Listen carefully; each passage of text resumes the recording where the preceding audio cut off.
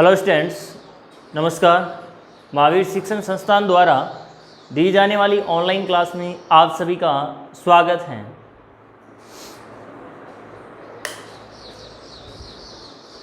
कल अपन ने अणुसंख्यक गुणधर्म सभी को पढ़ लिया था। अब जो ये अणुसंख्यक गुणधर्म हैं, इनमें एक बात का आप ध्यान रखना, चाहे वाष्पदाब आपेक्षिक अवनमन हो या क्वथनांक उन्नयन हो या हिमांक अवनमन हो या प्राशन दाब हो। प्राशन दाब है वो आज पढ़ेंगे, 3 पहले कर चुके हैं। इनमें से कोई सा भी अणुसंख्यक गुणधर्म हो, हमेशा आयनों की संख्या बढ़ने पर अणुसंख्यक गुणधर्म बढ़ते हैं।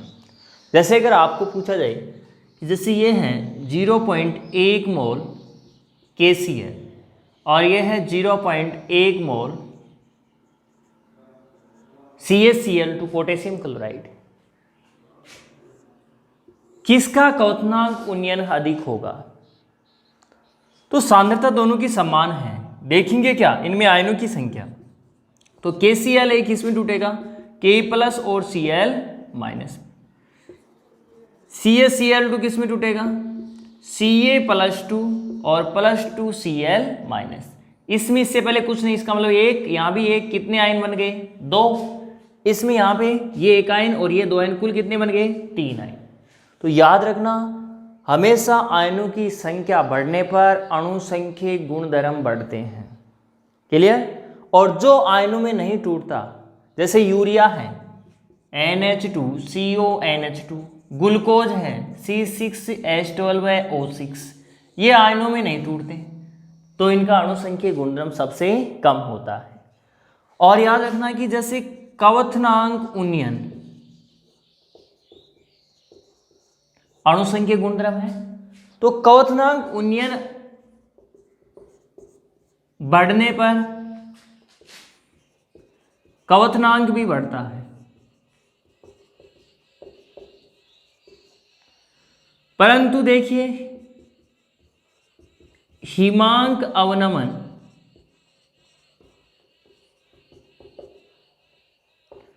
बढ़ने पर हिमांक घटता। यह की पॉइंट अवश्य याद रखना। अणुसंख्यक गुणधर्म बढ़ रहे हैं, क्वथनांक उन्नयन अणुसंख्यक गुणधर्म है, परंतु क्वथनांक अणुसंख्यक गुणधर्म नहीं है। हिमांक अवनमन अणुसंख्यक गुणधर्म है, परंतु हिमांक अणुसंख्यक गुणधर्म नहीं है। प्राशन दाब अणुसंख्यक गुणधर्म है, परंतु प्राशन अणुसंख्यक गुणधर्म नहीं है। अब देखिए ये याद रखना कि अगर क्वथनांक उन्नयन बढ़ रहा है तो क्वथनांक भी हमेशा बढ़ेगा। अब इन दोनों में पूछ ले किसका क्वथनांक अधिक होगा, तो कैल्शियम क्लोराइड। किसका क्वथनांक उन्नयन अधिक होगा, तो कैल्शियम क्लोराइड। अगर आपसे पूछा जाए कि किसका हिमांक अवनमन अधिक होगा, तो कैल्शियम क्लोराइड। और ये पूछा है किसका हिमांक अधिक होगा, तो आंसर क्या होगा? Potassium chloride. यानी जिसका हिमांक अवनमन अधिक होगा उसका हिमांक हमेशा कम होगा। ये ध्यान रखना आपको, ठीक है। अगला जो अणुसंख्यक गुणधर्म है वो है आपके प्राशन दाब। तो प्राशन दाब को पढ़ने से पहले एक तो पढ़ेंगे अपन विसरण डिफ्यूजन और एक पढ़ेंगे प्रासरण। तो पहले मैं एक छोटा टॉपिक ले रहा हूं, विसरण।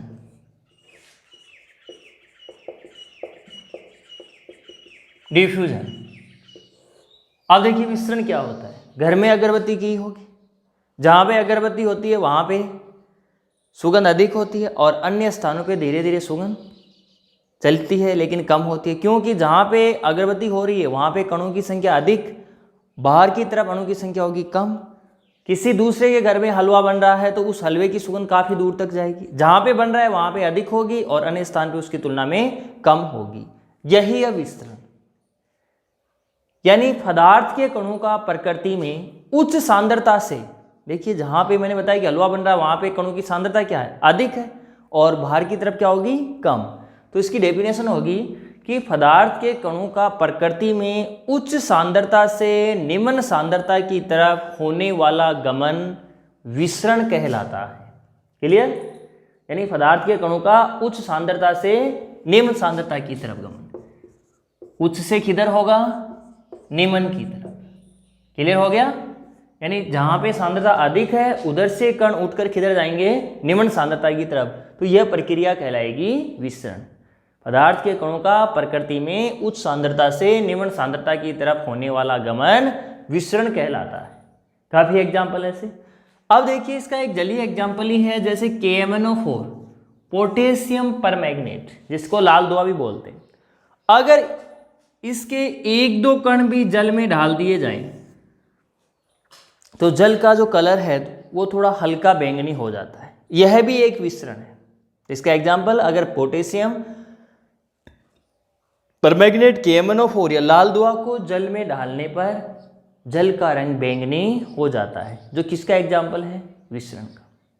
ठीक है। अब देखिए अगला टॉपिक पढ़ते हैं अपन, परासरण। परासरण क्या है? विसरण इसलिए पढ़ा है कि इसी से प्रासरण समझ में आएगा। विसरण से उल्टा होता है। विसरण में पदार्थ के कण किधर जाएंगे, उच्च सांद्रता से निम्न सांद्रता की तरफ। प्रासरण में उल्टा होगा, पदार्थ के कण उच्च सांद्रता से जाते हैं विसरण में तो निम्न की तरफ, और प्रासरण में किधर होंगे, निम्न से उच्च की तरफ। एक को याद रखना, विसरण को याद रखो, आसानी से याद रह जाएगा कि उच्च सांद्रता से निम्न सांद्रता की तरफ। प्रासरण को इतना याद रखो कि इससे उल्टा करना है। उल्टा का मतलब पदार्थ के कण हैं वो निम्न सांद्रता से उच्च सांद्रता की तरफ गमन करेंगे। तो देखिए अगला टॉपिक है परासरण, ऑस्मोसिस। परासरण, तो देखिए डेफिनेशन क्या होगी, पदार्थ के कणों का इसके अंदर एक अर्ध पारगम्य झिल्ली और काम में आती है, सेमी परमेम्ब्रेन।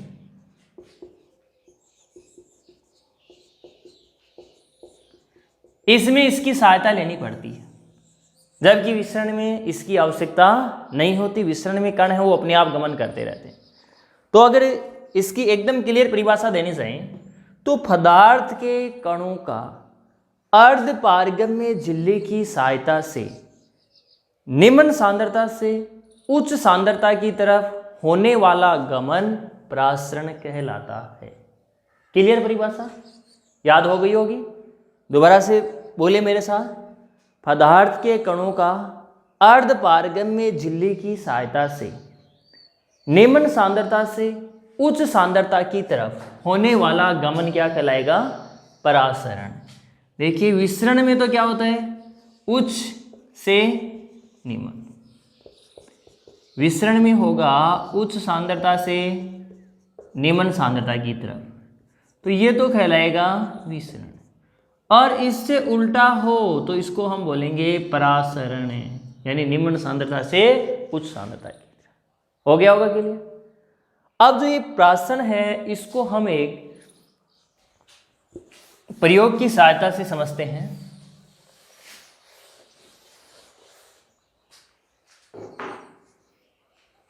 देखिए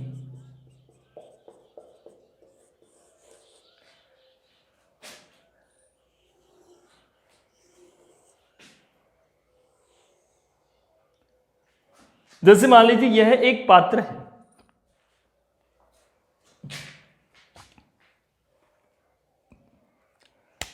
और इस पात्र के अंदर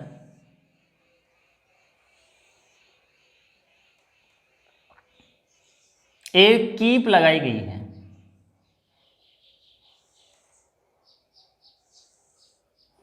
इस कीप को बोलते हैं थिसिल कीप।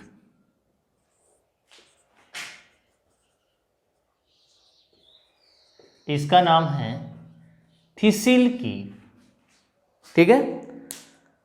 और इस पात्र के अंदर जो थिसिल कीप है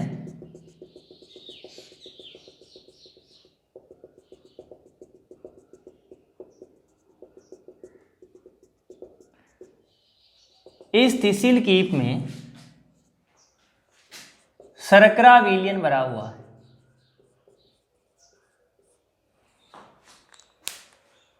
और इसी पात्र में थिसिल कीप के बाहर जल भरा हुआ है।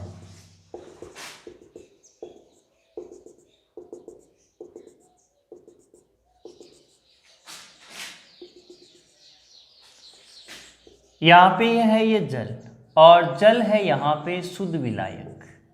क्लियर? अब जो जल है केवल यहाँ पे सांद्रता है कम, ठीक है। और जो शर्करा का विलयन है, ये विलयन है, विलय और विलायक दोनों मिले हुए हैं, तो विलयन की सांद्रता हमेशा शुद्ध विलायक से क्या होगी? अधिक होगी, और इसकी सांद्रता है अधिक, ठीक है। अब प्राशन क्या है? निम्न से उच्च सांद्रता की तरफ, और यहां पे इसमें लगी हुई है अर्ध पारगम्य झिल्ली,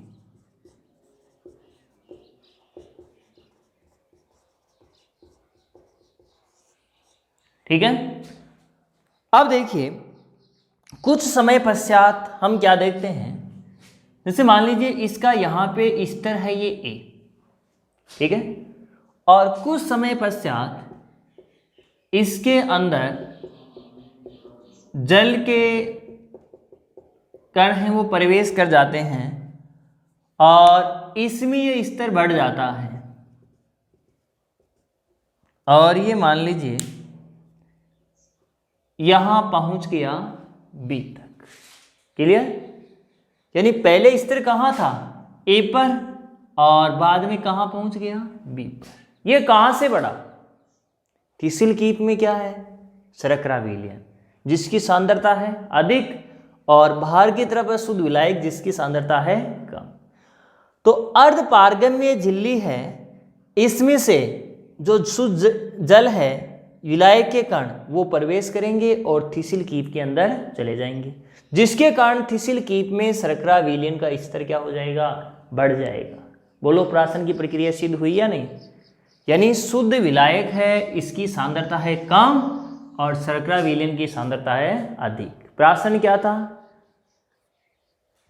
पदार्थ के कणों का अर्ध पारगम्य झिल्ली की सहायता से निम्न सांद्रता से उच्च सांद्रता की तरफ होने वाला गमन। तो इस प्रयोग से यह सिद्ध होता है कि प्राशन की प्रक्रिया हमेशा निम्न सांद्रता से उच्च सांद्रता की तरफ होती है। क्लियर हो गया होगा? देख लीजिए एक बार पूरे प्रयोग को फिर से, क्या यही हुआ है क्या?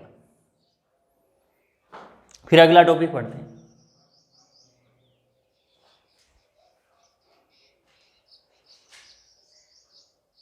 क्लियर? अब पढ़ते हैं हम प्रासरण दाब।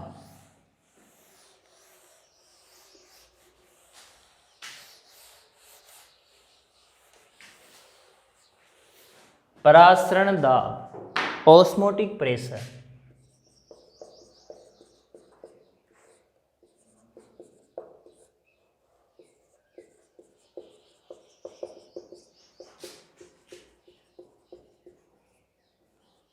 Osmotic pressure. अब देखिए इसके लिए मैं एक पहले आपको प्रयोग बता देता हूं, जिससे इसकी परिभाषा समझ में आ जाएगी।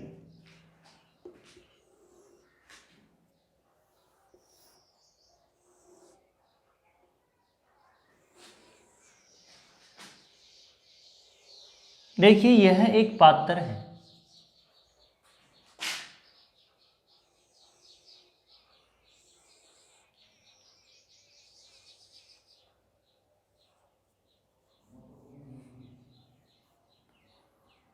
और इस पात्र में मध्य में लगी हुई है अर्ध पारगम्य झिल्ली।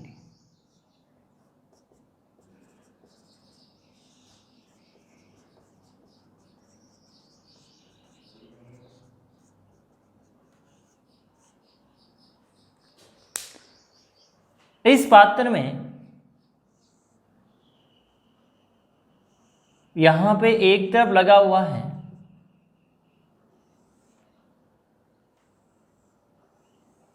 पिस्टल, जिसको संकेत दे रहे हैं P1, ठीक है।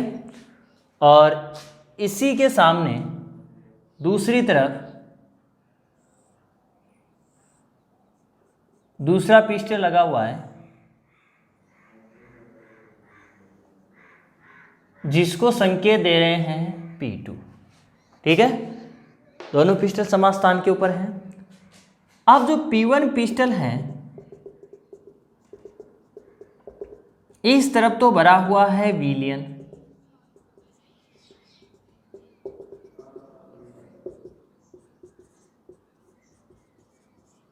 क्लियर। और जो P2 पिस्टल है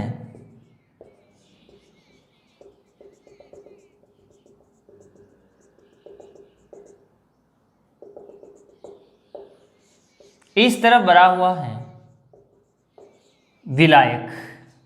यहां तक क्लियर। बीच में लगी हुई है अर्धपारगम्य झिल्ली। अब आप ये बताइए कि प्राशन की प्रक्रिया किधर होगी, विलियन से विलायक की तरफ या विलायक से विलियन की तरफ? ये होगी विलायक से विलियन की तरफ। क्यों? क्योंकि विलायक की सांद्रता है कम और विलियन की सांद्रता हमेशा होती है अधिक। तो होगा क्या, यानी विलायक के कण हैं वो किधर आएंगे, क्योंकि ये चयनात्मक पारगम्य झिल्ली है, चयन कर करके इनको भेजती है अर्धपारगम्य झिल्ली। विलायक के कण हैं वो विलायक में से अर्धपारगम्य झिल्ली को पार करके विलियन की तरफ आएंगे, जिसके कारण जो ये पिस्टल हैं, यह पिस्टल अपने स्थान से कुछ ऊपर खिसक जाता है। ठीक है, जैसे यहाँ पे मैंने ये बता दिया इसको कि यहाँ तक आ गए, क्लियर। यानी पहले था बिंदु ए पे और अब हो गया बिंदु बी पे। ठीक है, अब ये क्या होगा, ये ऊपर जाएगा, इसमें से कण इधर आएंगे तो ये ऊपर जाएगा या नीचे आएगा, ये नीचे आएगा। तो ये मान लीजिए यहां से हटके और यहां पर आ चुका है।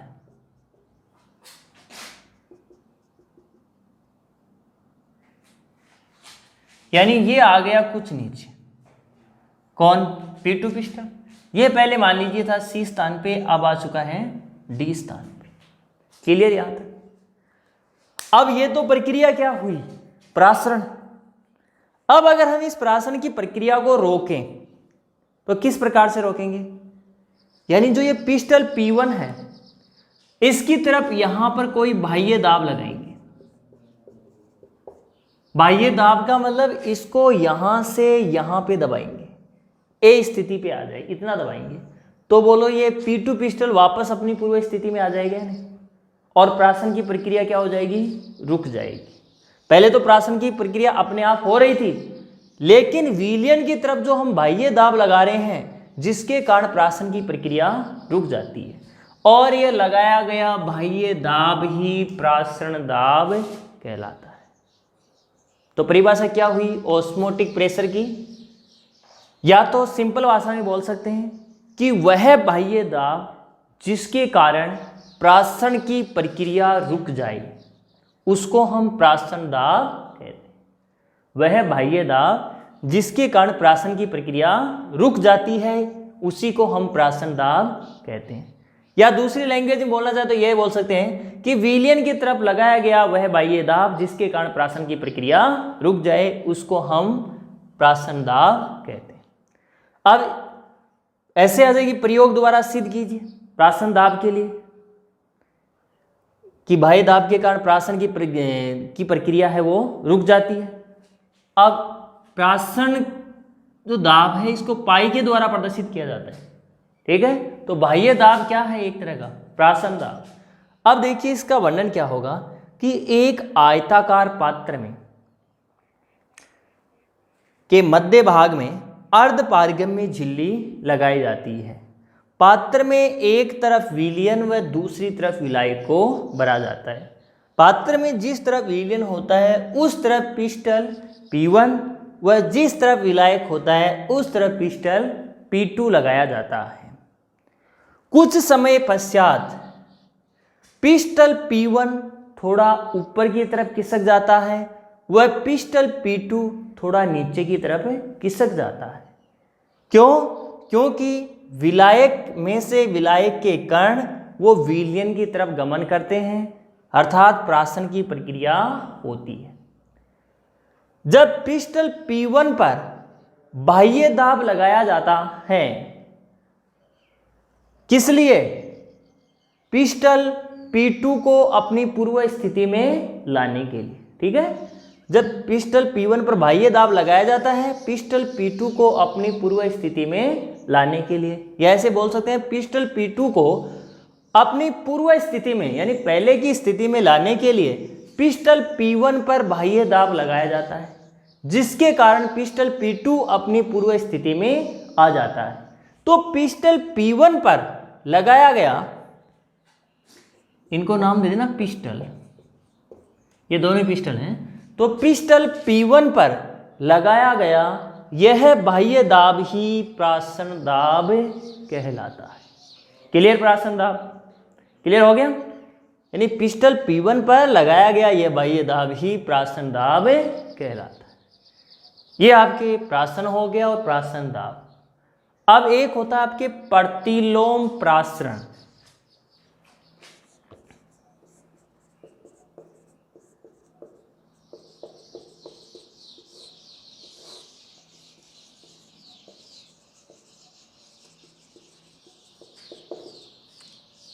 रिवर्स ऑस्मोसिस, आपने नाम सुना होगा आरओ, जो कठोर जल का शुद्धिकरण करता है, आरओ बोलते हैं।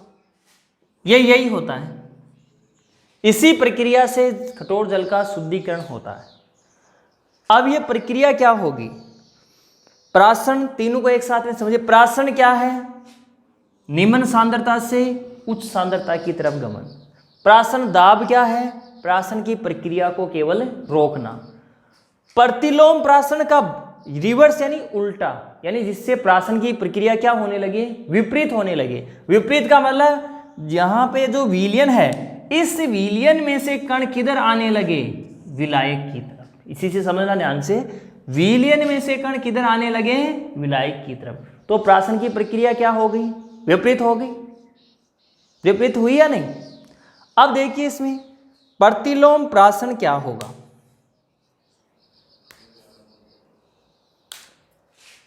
विलयन की तरफ बाह्य दाब किधर लगा रहे हैं हम ज्यादा? विलयन की तरफ। विलयन की तरफ जब बाह्य दाब प्राशन दाब से अधिक हो जाता है, क्योंकि प्राशन दाब जितना ही लगाएंगे तो प्राशन की प्रक्रिया रुकेगी, केवल उल्टा नहीं होगा, केवल प्रक्रिया ही रुकेगी। ध्यान से समझना, विलयन की तरफ जब बाह्य दाब प्राशन दाब से अधिक लगाया जाता है तो प्राशन की प्रक्रिया विपरीत होने लगती है। या ये बोल सकते हैं कि विलयन की तरफ जब बाह्य दाब प्राशन दाब से अधिक लगाया जाता है तो विलयन के कण शुद्ध विलायक की तरफ गमन करने लगते हैं। क्यों? विलयन के कण किधर आएंगे? शुद्ध विलायक की तरफ, अर्थात प्राशन की प्रक्रिया विपरीत दिशा में होने लगती है। विपरीत में कैसे हुई? सही प्रक्रिया तो क्या थी? विलायक के कण किधर आने चाहिए थे? विलयन की तरफ। लेकिन अब क्या हो रहा है? विलयन के कण किधर जा रहे हैं? विलायक की तरफ। तो प्राशन की प्रक्रिया क्या हो गई? विपरीत दिशा में। और इसी को हम बोलेंगे प्रतिलोम प्राशन। क्लियर? दोबारा ध्यान से सुन लेना परिभाषा। विलयन की तरफ लगाया गया वह बाह्य दाब जिसके कारण प्राशन की प्रक्रिया विपरीत दिशा में होने लगती है, उसे हम प्रतिलोम प्राशन कहते हैं।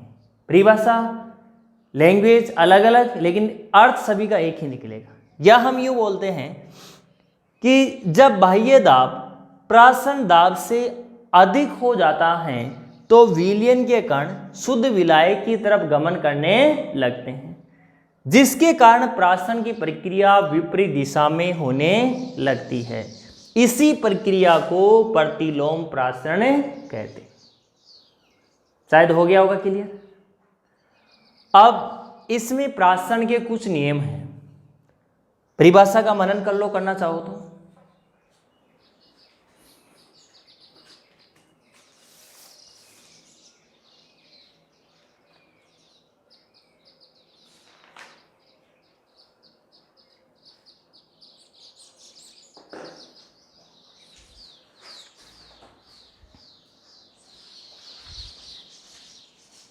क्लियर? अब प्राशन के नियम पढ़ते हैं।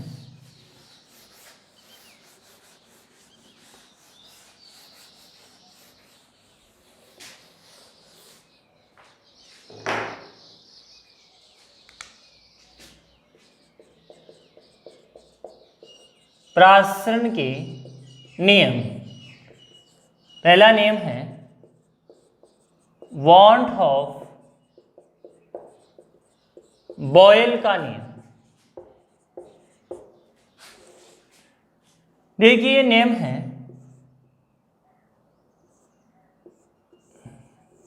P समानुपाती C। C का मतलब क्या है? सांद्रता।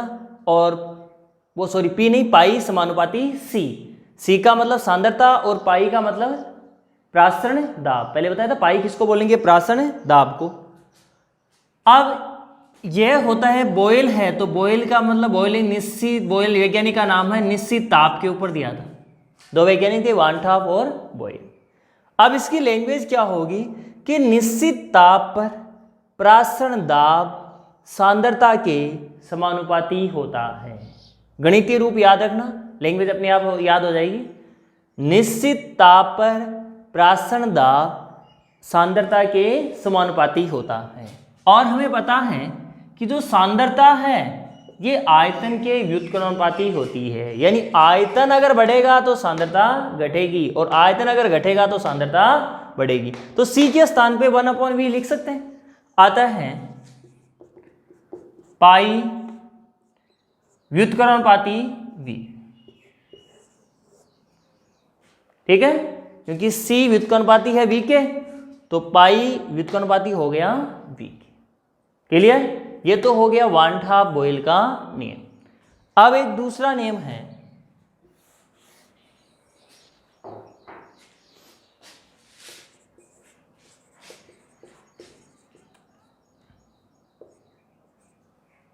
वान ठाप दाब ताप का नियम। वान ठाप दाब ताप का नियम, यह नियम है पाई समानुपाती T। यह है पाई समानुपाती T। अब यह होगा निश्चित सांद्रता के ऊपर, ये याद रखो, इसकी सांद्रता रहेगी निश्चित। तो बोलो लैंग्वेज बताइए।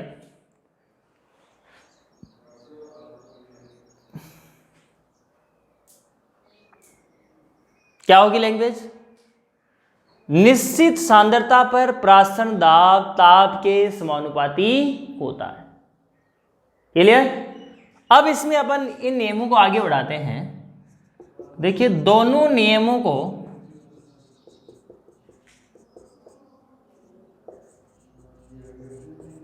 मिलाने पर, इसी के अंदर इस नियम को आगे बढ़ाते हैं।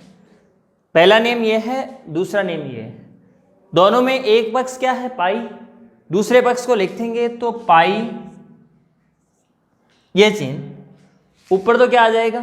T, और नीचे क्या आ जाएगा? V। तो ये हो जाएगा T/V। अब इस चिन्ह को हटाएंगे यहां से, तो पाई बराबर एक संकेत होगा ST/V।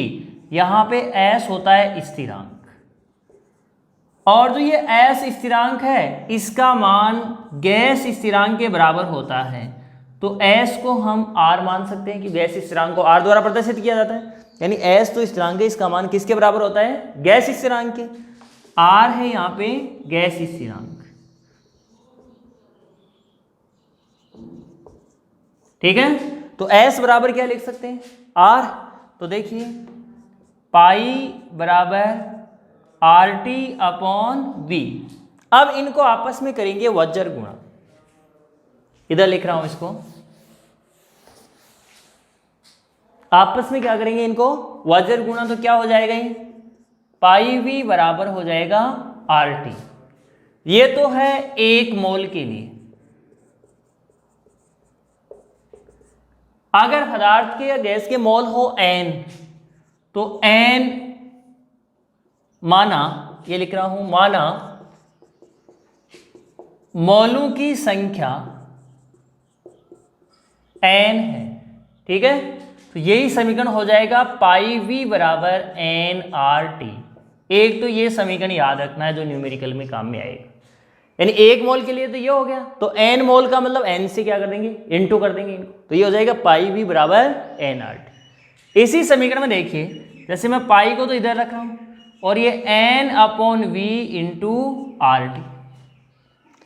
अब हमें पता है, थोड़े समय पहले देखा था कि C व्युत्क्रमानुपाती था 1/, वो C व्युत्क्रमानुपाती V, यही था C व्युत्क्रमानुपाती V, ठीक है। अब एक है तो यहाँ कितने हैं N, यहाँ एक मोल मान सकते हैं, यहाँ कितने हैं N, तो N/V के स्थान पे क्या लिख सकते हैं, C लिख सकते हैं या नहीं, बोलो C लिख सकते हैं क्या। आता है पाई बराबर हो जाएगा CRT, एक समीकरण ये याद रखना है, और C का मतलब क्या है यहाँ, सांद्रता। क्लियर, ये हो गए दो नियम, और ये दो समीकरण आपको याद रखने हैं, पाई V बराबर NRT और पाई बराबर CRT। कोई कंफ्यूज हो तो देख लीजिए एक बार।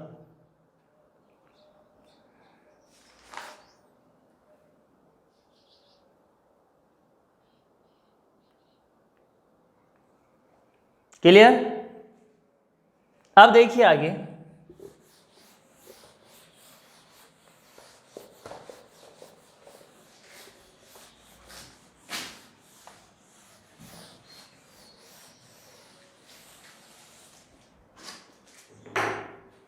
एक संबंध है परासरण दाब व विलेय के अणुभार में संबंध, ये पूछा जाता है काफी बार। प्राशन दाब और जो विलेय का अणुभार है, इन दोनों में आपस में क्या संबंध होता है। तो प्राशन दाब का हमारे पास में फॉर्मूला आया था, क्योंकि पाई V बराबर होता है NRT, यही आया था। और N क्या है, मोल संख्या। यहां पे हम विलेय के लिए बता रहे हैं, तो N को विलेय के मोल मान सकते हैं, ठीक है। तो N बराबर विलेय का भार अपॉन अणुभार, ठीक है। N बराबर है विलेय का, जैसे मोल लिख दो, मोल बराबर विलेय का भार अपॉन विलेय का अणुभार, या इसी को अपन यूं भी लिख सकते हैं, N बराबर विलेय का भार यानी W, और अणुभार को प्रदर्शित कर देते हैं M द्वारा। चाहे यूं मान लो, या अपन यहाँ पे जैसे स्टार्टिंग में चैप्टर में A ले रहे थे तो A लिख दो, कोई दिक्कत नहीं, या सीधा WM लिख दो, कोई दिक्कत नहीं, ठीक है। A के स्थान पे छोटी कोष्ठक के अंदर आप विलेय भी लिख सकते हो। अब ये मान यहाँ रखेंगे, तो पाई V बराबर WA/MA इंटू क्या है RT, यही है। अब इधर पाई को इधर रखेंगे, तो पाई बराबर WA/MA इंटू RT/V। ये तो क्या है इधर प्राशन दाब, और MA क्या है, विलेय का अणुभार। संबंध आया या नहीं। इसको यूं भी लिख सकते हैं, इसको इधर लेके आए तो एक यहां चला जाएगा यहां पे, या यूं भी लिख सकते हैं कि MA बराबर WA/पाई इंटू RT/V। ये दोनों सही हैं। ये संबंध हो गया किसमें, प्राशन दाब और विलेय के अणुभार। क्लियर, संबंध दोबारा से पूरा देख लीजिए, एक न्यूमेरिकल करते हैं इसके ऊपर, प्राशन दाब के ऊपर।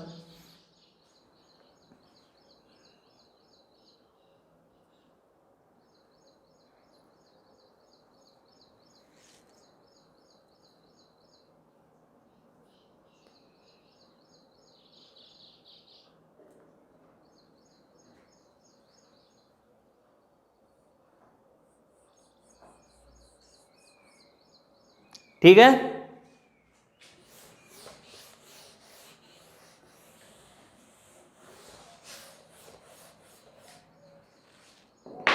देखिए आगे एक क्वेश्चन है, 27 डिग्री सेंटीग्रेड ताप पर यूरिया के M/10 विलयन का प्रासरण दाब ज्ञात कीजिए। इसके लिए R का मान दिया हुआ है 0.0821 एटमॉस्फेयर लीटर पर केल्विन पर मोल।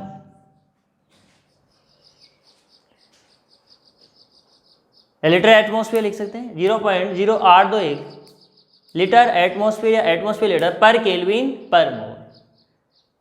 कीजिए इसको, कैसे होगा सोचिए एक बार, किस प्रकार से होगा ये।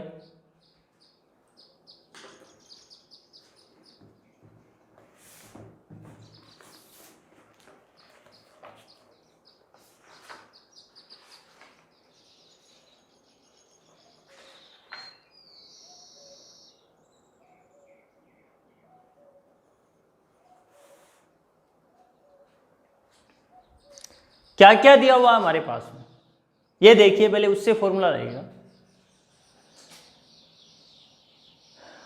ये तो तापमान, ये है जो यूरिया है इसकी सांद्रता m/10, इसे 1/10 लिख सकते हैं।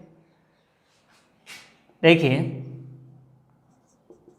तापमान T कितना दिया हुआ है 27 डिग्री सेंटीग्रेड या 27 + 273 केल्विन में बदलेंगे तो यही होगा। कितना हो जाएगा टोटल 300 केल्विन। ठीक है, 7 और 3 10, 7 और 9 1 हासिल वाली बिंदु, 2 और 1 3, 300 हो गया। केल्विन में बदलेंगे। अब क्या है, यूरिया की सांद्रता यानी C बराबर, इसको लिख देते हैं 1/10। सांद्रता है तो मोल प्रति लीटर, ये लिख सकते हैं। सांद्रता की इकाई क्या होती है मोल प्रति लीटर, या 1/10 m लिख दो चाहिए, ये भी एक ही बात है। ठीक है, अब R का मान हमें दिया हुआ है इक्वेशन में, R का मान लिखा हुआ है, तो हमारा फॉर्मूला लगेगा पाई बराबर CRT। प्राशन दाब पाई हमें ज्ञात करना है, पाई यानी प्राशन दाब, ये हमें ज्ञात करना है। तो पाई बराबर CRT, पाई बराबर C का मान कितना है 1/10 इंटू R का मान 0.0821 इंटू T का मान 300। कर लोगे 16 आसानी से, बिंदु से बिंदु कैंसिल, तो पाई बराबर 0.0821 इंटू 30। अब पाई बराबर जो भी आंसर आएगा उसके आगे एटमॉस्फेयर यानी वायुमंडल कर सकते हो आसानी से, ये इसका आंसर हो जाएगा। पिछली बार ही आया था ऐसा न्यूमेरिकल, बहुत ही सरल है, बस सीधा ये याद रखना है कि इसमें कौन सा फॉर्मूला लगेगा और उस फॉर्मूले के अंदर हमें सब इकाइयों को रख देना है। ठीक है, अब कुछ परिभाषाएं हैं आपके, वो मैं बता देता हूं। ये आपके सभी अणुसंख्यक गुणधर्म हो चुके हैं।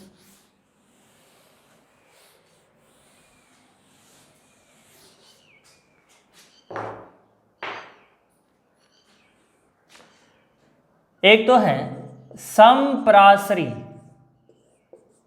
विलयन, आइसोटोनिक, इंग्लिश वाला ही हिंदी में लिख के देता है सब। सम का मतलब समान, प्रासरी का मतलब जिनका प्राशन दाब समान हो, विलयन का मतलब विलयन है। तो वे दो या दो से अधिक विलयन जिनके प्राशन दाब आपस में समान होते हैं उनको हम बोलेंगे समप्रासरी विलयन। ठीक है, यानी ऐसे विलयन जिनके प्राशन दाब हैं वो समान हो उनको हम बोलेंगे समप्रासरी विलयन। एक होता है आपके अल्प परासरी विलयन,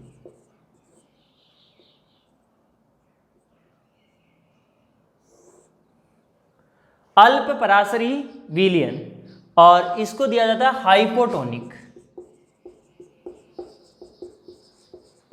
इस नाम से भी जानते हैं अल्प का मतलब होता है कम। तो वे दो विलयन जिनमें से जिसका प्राशन दाब कम होता है उसको हम बोलेंगे अल्पप्राशनी विलयन, ठीक है। या वह विलयन जिसका प्राशन दाब कम हो उसको अल्पप्राशरी विलयन कहते हैं। एक होता है अतिप्राशरी विलयन।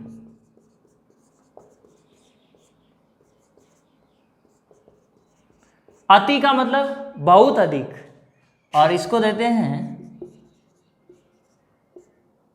हाइपरटोनिक सॉल्यूशन, इस नाम से जानते हैं हाइपरटोनिक सॉल्यूशन। समप्राशरी का मतलब तो प्राशन दाब समान, या बोल सकते हैं सांद्रता आपस में क्या हो, समान हो। अल्पप्राशरी जिसका प्राशन दाब कम हो। अति का मतलब प्राशन दाब क्या होगा, अधिक होगा। वह विलयन जिसका प्राशन दाब अधिक होता है उसको हम बोलेंगे अतिप्राशरी विलयन। अब इसमें आपको एक आरबीसी और इसके लिए एक एग्जाम्पल बता देता हूँ। तीनों विलयन समझ में आ गए। अब इसी में देखिए, जैसे ये है 0.91% W/W NaCl विलयन आरबीसी के समप्राशरी होता है, ये आपको याद रखना पड़ेगा। यानी 0.91% W/W विलयन NaCl जो विलयन है ये आरबीसी के समप्राशरी होता है। आरबीसी लाल रक्त कणिकाएं जो कहाँ पाई जाती हैं, रक्त में पाई जाती, रेड ब्लड सेल्स।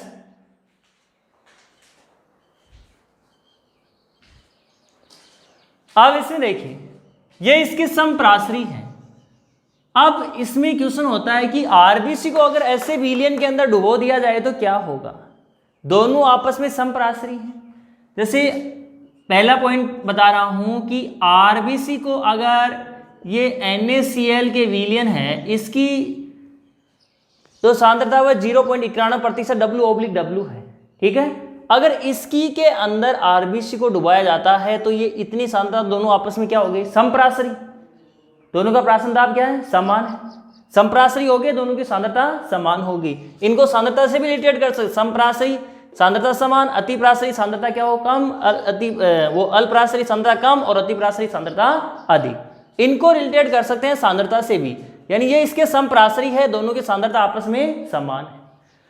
तो अगर ऐसे विलयन में आरबीसी को डुबोया जाता है तो आरबीसी के ऊपर कोई प्रभाव नहीं पड़ता, क्योंकि प्राशन की प्रक्रिया क्या होती है, निम्न सांद्रता से उच्च सांद्रता की तरफ। जबकि यहाँ तो दोनों विलयन कैसे हैं, समप्राशरी हैं। तो आरबीसी के अंदर न तो NaCl के कण प्रवेश करेंगे और न ही आरबीसी से कोई कण बाहर निकलेगा। कहने का मतलब न तो आरबीसी फूलेगी और न ही आरबीसी सिकुड़ेगी।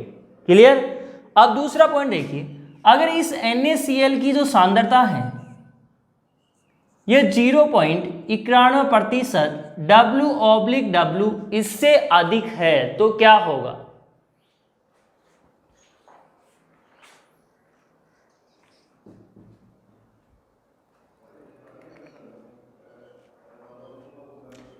सांद्रता अधिक है तो विलयन कैसा हो गया, ये अतिप्राशरी। सांद्रता अधिक है NaCl की तो विलयन को हम क्या बोल देंगे, अतिप्राशरी। यानी आरबीसी की तुलना में इस विलयन की सांद्रता क्या है, अधिक है। जैसे मान लीजिए यह पात्र है और इसमें NaCl का विलयन है और ये इसमें आरबीसी, ठीक है। ये तो है आरबीसी, ऐसे समझिए इसको, और ये यहाँ पे है NaCl। अब इस NaCl की सांद्रता आरबीसी से अधिक है, विलयन कैसा हो गया, ये बाहर वाला अतिप्राशरी। सांद्रता अधिक है तो प्राशन क्या होगा, निम्न से उच्च की तरफ। तो आरबीसी से कण कहाँ आएंगे, बाहर NaCl। तो बोलो आरबीसी क्या होगी, सिकुड़ेगी या फैलेगी, सिकुड़ जाएगी। क्लियर। यानी अगर इस आरबीसी को NaCl की सांद्रता 0.91% से अधिक वाले विलयन में रखा जाता है, कहने का मतलब अतिप्राशरी विलयन में, तो आरबीसी सिकुड़ जाती है। इससे उल्टा देखिए, ये दूसरा था। तीसरा देखिए, अब तीसरा क्या होता है, ये है, तो विलयन कैसा हो जाएगा, अल्प परासरी। विलयन कैसा हो गया, अल्प परासरी, यानी 0.91% से NaCl की सांद्रता क्या है, कम है। अब बाहर वाले विलयन है, इसकी सांद्रता तो है कम, तो इसकी तुलना में आरबीसी की सांद्रता क्या होगी, अधिक, और प्राशन क्या होता है, निम्न से उच्च की तरफ। तो बाहर से कण कहाँ प्रवेश करेंगे, आरबीसी में, तो आरबीसी के ऊपर क्या प्रभाव पड़ेगा, आरबीसी फूल जाएगी। तो ये 3 टॉपिक क्लियर हो गए। आपको एक याद रखना है कि अगर 0.91% W/W NaCl का विलयन है, वह आरबीसी के हमेशा समप्रासरी होता है, यानी दोनों की सांद्रता आपस में समान होती है। अगर आरबीसी को इस सांद्रता वाले विलयन के अंदर रखा जाता है तो आरबीसी के ऊपर कोई प्रभाव नहीं पड़ता, यानी आरबीसी न तो फैलेगी और न ही सिकुड़ेगी। अगर इसी आरबीसी को NaCl जिसकी सांद्रता 0.91% W/W इससे अधिक है, यानी विलयन कैसा हो गया, अति परासरी। कहने का मतलब इस लैंग्वेज में बोल सकते हैं कि अगर आरबीसी को अति परासरी विलयन में रखा जाता है तो आरबीसी में से कण है वो NaCl विलयन के अंदर बाहर आने लगते हैं, अर्थात आरबीसी सिकुड़ जाती है। और तीसरा जो पॉइंट है कि अगर आरबीसी को NaCl के विलयन के अंदर रखते हैं जिसकी सांद्रता 0.91% से कम है, यानी आरबीसी को अल्परासरी विलयन में रखते हैं। कौन से अल्परासरी में विलयन में, NaCl के विलयन जिसकी सांद्रता 0.91% से कम है। तो बाहर के विलयन जिस